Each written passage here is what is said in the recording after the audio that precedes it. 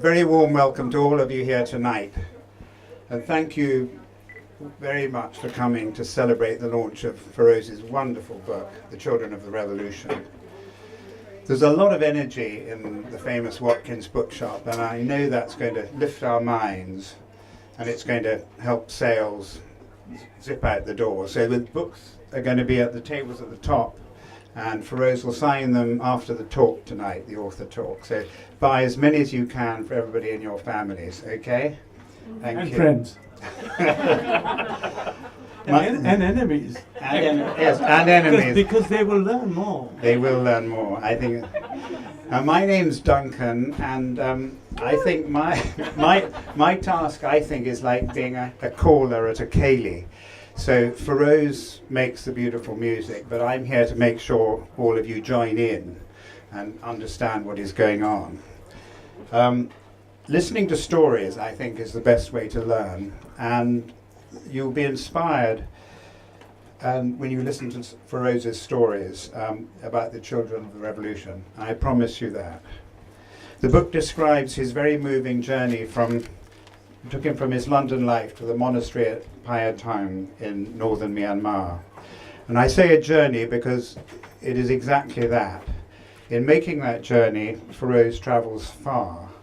In helping the monastery and the children, he finds in himself that he is transformed. And there are lessons for all of us here, both in giving and receiving.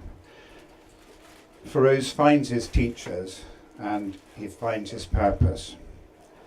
Last November, I went up to Payatang after being on retreat, and I found it the most extraordinary place. It has an amazing energy, and I hope many of you will go there over time. It has a strong spiritual essence, and there's a passion for learning and growth which is exceptional. And it's all rooted in metta, in loving kindness. And the monks, the children, the helpers, all there. And I just looked on in admiration. I stayed there just under a week, and it's a very, very special place to be in an extraordinarily beautiful but fragile country. So Feroze, let's begin to tell your story. In your book, I love how you describe how one thing leads on to another. And there's a moment at the beginning of the story when you're at a family reunion, and a cousin of your wife Mumu tells you that if you go to the lake, it will change your life. Can you tell us a bit about the drama of that first part of the journey when you arrive at the lake, there's a storm, you arrive at Payatang Monastery for the first time and you meet Yongji?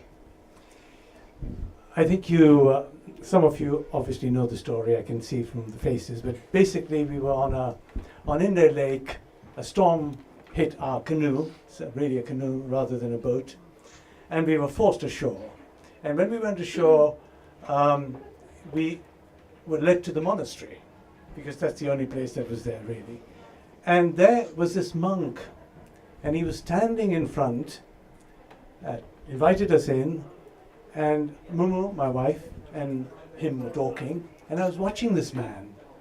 And do you know something? I've never met or seen a human being like that before. I felt a source of energy, a source, sort of amazement, because when you see somebody who you've never been able to reconcile with, never be able to understand who it is, I was in awe.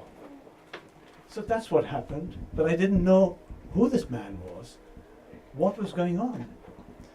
But I think coincidentally, when you went to the lake, it was a time of awakening for you, and you were on the beginning of another spiritual journey at that time. Duncan, actually side by side, I remember the evening before I left for the monastery, I met this man who's been my friend for a long time, but also a spiritual master. And I remember going to see him, and I said, Sheikh, teach me what you're doing. And he said, Feroze, you're never going to turn back. I said, what do you mean you're never going to turn back? I've been looking, I said. I've been looking here, I've been looking there. And he said, Feroze, forget all those books, forget all those lectures. You know, the truth is within you. You have to go into stillness, open your heart, and only then will you realize where the truth lies. Now, this was happening, but I didn't know that the seeds of the spiritual journey began as I left for Myanmar. That's what happened, Duncan.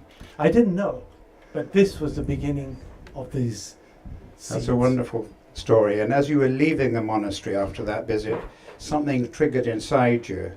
And I remember in your book, you memorably wrote, you knew you had to do more. And can you describe your feelings as you left the shore? Well, then? The monk didn't speak Burmese, so Madam, my wife, was always translating. And as I remember, as we were leaving the island, the monk said to me, Feroze, we don't get visitors here. What do you think? What's your opinion? And you know, sometimes in life your brain and your tongue is not wired, you know, your heart and your tongue is wired, which means you say something really stupid, but perhaps inspirational. And I looked at the monk and I said to him, I wish these children had computers. And the monk, actually, having been translated, I think he understood anyway. But he smiled and he said, what? They've never seen a computer. And there's no electricity here. Now this was a shock, Duncan. It was a shock to the system, but something happened inside me, you know. A door in my mind opened, and I walked through that door at that moment. I realized there was a beginning of a journey. I realized that moment. I remember that moment. Even Farida remembers that moment. And that was the beginning of walking into a new life. And you made a decision then to make a commitment to Payatang Monastery and to make it self-sufficient. And how did the mission that become part of your main mission? Well, the first thing to do was to try and fulfill this strange notion that I should be taking computers to a monastery where children didn't have enough to eat and drink. It's a bit of a paradox. But actually the paradox was the opening of the mind. Because if I had just been saying, I'll send some food and some drink, then that would have been easy. But suddenly I was connected to a cause, connected to fulfilling my words. And I think that happened, the computer class happened. Then many other things happened, which you can read in the book. I was reading the book before coming here, looking at it again, and I remember there's a very difficult point with two years or more, and it was they were moving all the equipment and machinery up, and it was going wrong. And I remember you writing that you had to have some divine inspiration. What did you do then? Well, actually, I think so. before we go to that water factory, one moment I was sitting, and we used to stay late at night at the monastery asking the monk these questions, what do you think of honesty? What do you think of humility? What do you think of life? What do you think of afterlife? And so on. But at the end of these long nightly sessions, and we went on, darling, until 2 o'clock, and we'll get up at 4 o'clock in the morning. But the last of these sessions, the monk said to me, now, Feroze, I've been teaching you, you've been asking me, listen, Mr. Big Shot, he didn't use those words, but he said, why don't you tell me how I can make the monastery self-sustaining? That was the key. And so, one of the most inspirational people was Pongji, and you met him there. And he obviously was truly remarkable. He kept the monastery Phaya Thang going through all the years of fighting, and the government had cut off all the aid and power to the monastery. And so there's a dialogue going through with you and Pongji, and he talked to you about his inner strength at these sessions. First of all, I looked at the monastery, I looked at the monk, I looked at the children. The children were amazing children, they were happy children, they were well-educated children, well-behaved children. And I was trying to work out what is happening here. I need to capture this phenomena and bring it here to our lives, which are so stressed and so frantic. And I was trying to capture what was going on and try and share this with people. I realized, and so I started studying Buddhism. I said, maybe the answer lies in Buddhism. So, monk taught me a few things. He talked about humility, how important it is to control your ego. He talked about detachment and compassionate detachment. Very important, Duncan. I never realized the importance of this phenomena. What he was trying to explain to me is that you can be compassionate, but you have to be also detached. Because if you're emotionally attached to the problem, if you like, then you're not going to be any use to anybody, let alone yourself with the other person. So find a way where you can be detached and be compassionate. In fact, Buddha talked about it, didn't he? He said, all conditional things are impermanent. He said, if you understand that, you will avoid suffering. In other words, he's saying that try and be compassionate, but try not to be emotionally involved. Difficult paradox. And was this what led you to, in that very difficult moment, to write to His Holiness? No, I think it's just just out of frustration, saying, this monk is looking after hundreds of children. I wish somebody could help him. I mean, I was there to help him, but he really needed a lot more. He needed big help. So I wrote to him and I said, Dear Holiness, look, here's the story of a great monk, because the first edition of the book was ready. Can you endorse the book? It might help us. Or if you can't, pray for us. Now, what a great thing to say, isn't it? Anyway, soon after, which is a great surprise, a letter came back. I know we were together with a friend of mine, actually. Yeah. And it says, not only do His Holiness endorses your book, but prays for the success of what you're doing. So it was a double. Wonderful. And then everything worked out and you got the factory up and running. And the factory was up and running. Yeah. But you know something, Duncan? I still didn't understand what was going on with the monk and the children. Okay? Really didn't. I know that he was a great Buddhist monk. I know that he was teaching good things, but there was something I was missing out on. There are a lot of heroin fields around there, so maybe I thought they were up to something. Because honestly, they all look very high, didn't they, darling? And they're happy all the time, didn't have anything to eat. I didn't understand.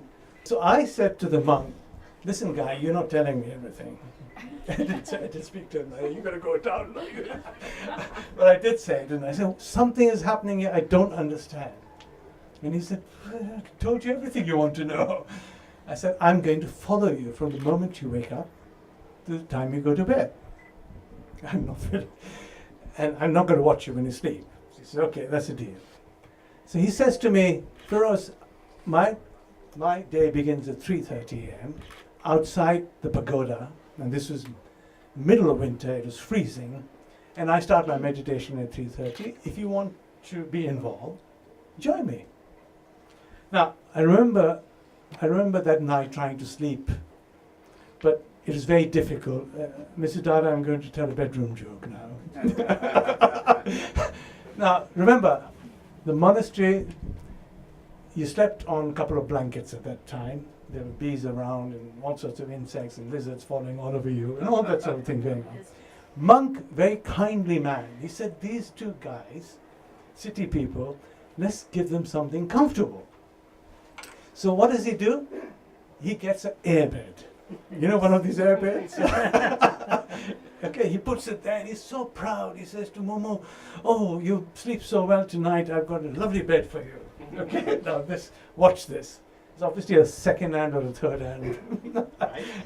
It obviously was leaking, meaning you're leaking air. So I remember I slept on one side, and as I turned, Momo was small, petite, whoop, would go up in the air. And here I was thinking, what is going on? I turn like this, she's go up, I'll go down. And of course 3:30 was my hot appointment with the monk. I tell you, sweating. I tell you that it was not hilarious, was it, darling? Do you think it was hilarious? But We didn't sleep. we didn't sleep at that. So anyway, 3:30, I think it was more like 4 o'clock.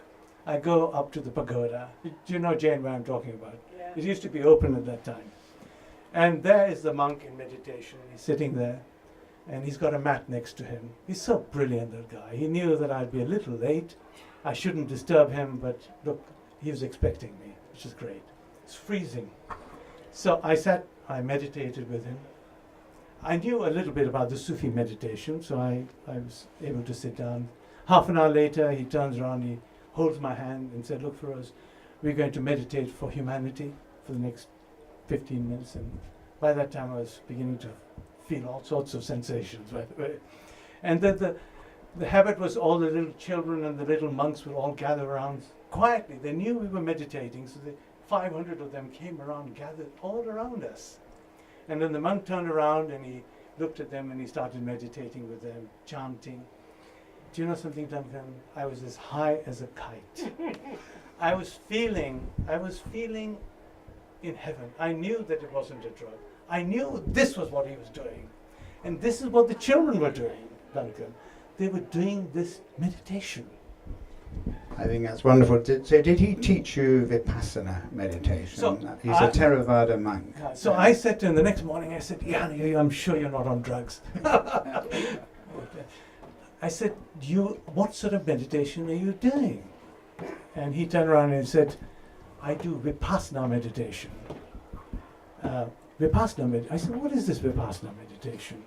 He said, this is a meditation which Buddha used to practice 2,500 years ago, wasn't it? About that time. And was revived again. And he said, this is the meditation. I said, teach me. And he said, no. So I said to him, where can I find this meditation? And he said, you have to find a master, a meditation master. Which you did. Which I did.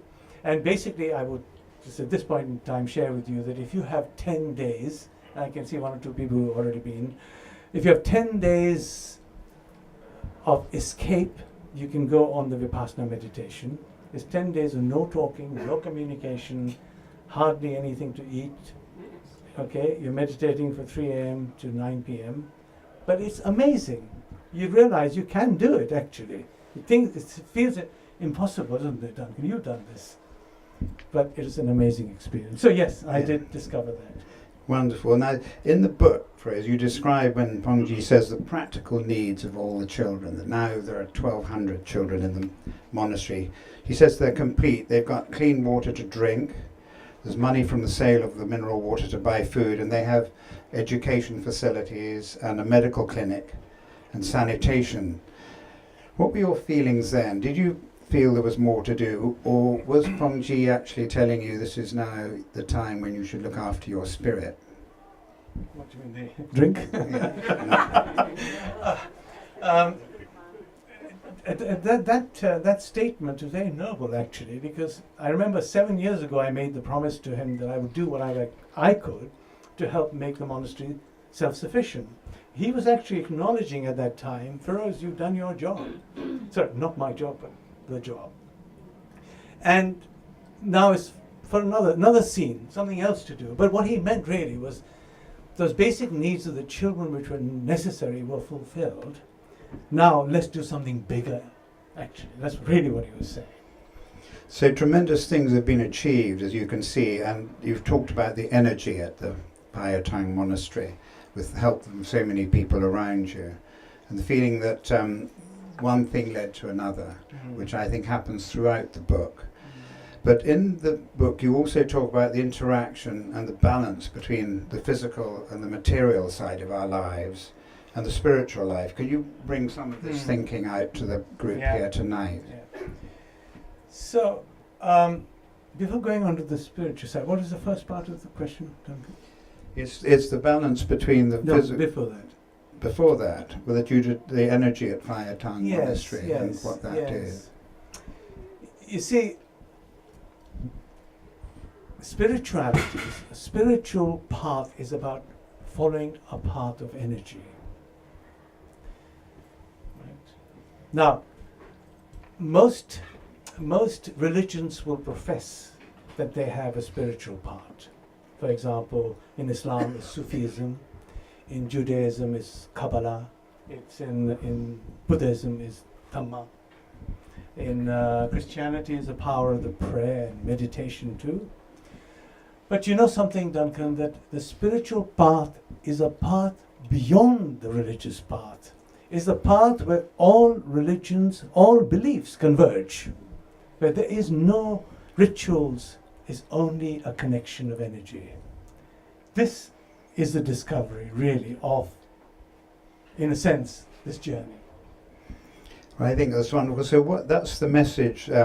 What comes from the book to the readers, would you say, to summarise that side? What would you tell people who... I'd say one other thing which I should say and always say is that there's a moment in time when you think you're the person who's doing the deal, But the truth of the matter, I'm happy to share, is that I am really only an instrument, Duncan, because I know, and there are a lot of people in this room who will know what I'm going to say, is that every time I wish for something to happen, something happened. If I wish for one doctor, I got two doctors. If I wish for one philanthropist, I got two philanthropists. If I wish for one editor, I got two editors. Believe me, it is not. And then I realized, actually, I think Rumi said it best, if I can remember. Rumi said this. He said, on the path of love, you have no ownership of your life. You have no control of your life. You are the paintbrush in the hands of the master painter. I experienced that completely. I realized that I was simply, in a way, a performer, really. Truthfully, I was there to perform and others were there to help. We were simply answering the call of the children, the path of karma, if you want to put it this way. Well, I think that's wonderful, and I'd like to thank you hugely for taking us on this journey, and throw the floor open to any questions any of you might have for Feroze. Dr. Jane. What next? Well, I actually want to, she's put her hand up, I want to tell you about Dr. Jane. Talking about, sorry, just, if you don't mind, can I say? That's okay. So I remember we were starting this children's clinic, Duncan. Sorry, I know I'm finished, but in a way. And I was thinking, okay, we've got money for the building. And the building was ready. I think Mrs. Thingy also helped. And I was going on the boat to the airport and I was saying, where am I going to get a doctor to come to this wilderness? Yes, believe me, this is remarkable. And I went to the airport thinking, where am I going to get a doctor? And I see this woman coming towards me, who's here, just like, I know I attract women, but that's good. It's a joke. Anyway, so Jane comes to me and says, "What are you doing? Oh, the plane was late or something." And I said, "What do you?" She said, well, "What do I do?" And I said, "Look, I've been helping at the monastery." And I said, "Jane, what are you doing?" She said, "Oh, I've been doing this." And I said, buy my book, because everything goes to charity, by the way, just so you know, just so that you all know. And so Jane wrote down, I said, "Give me your email." I had the iPad, so she punches in an email. It says, Jane dot whatever at nhs.org.uk. And Duncan, I looked at her and I said, "Oh God, you're so fast, it's unbelievable." And there you are, Jane. How many years has it been? This will be my 8th visit next week. Yeah, so there you are. Not one doctor, but actually 2 doctors arrived. There's another doctor too. So there you are.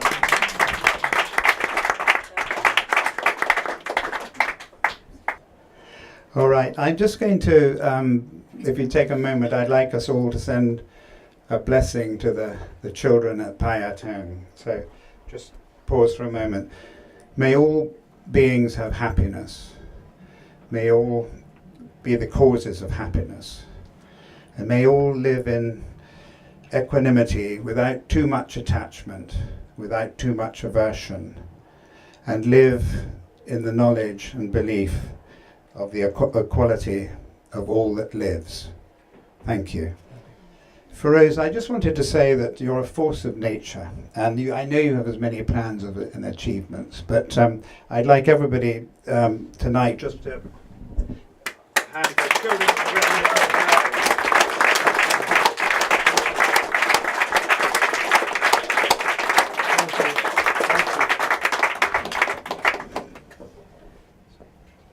Well, the only thing, yeah, I wanted to thank Watkins, thank Vicky, who's been actually very poorly, but she's obviously taken some drugs and come. Don't know why I've got drugs on my mind. Anyway, so thank you, Vicky, thank you, Watkins. But you know something, I don't think it would have been possible to do this book in this way without my friend Duncan. He's been amazing, actually, and I don't want to flatter him, and the only thing I'll say is I'll give him a hug, because he likes that best.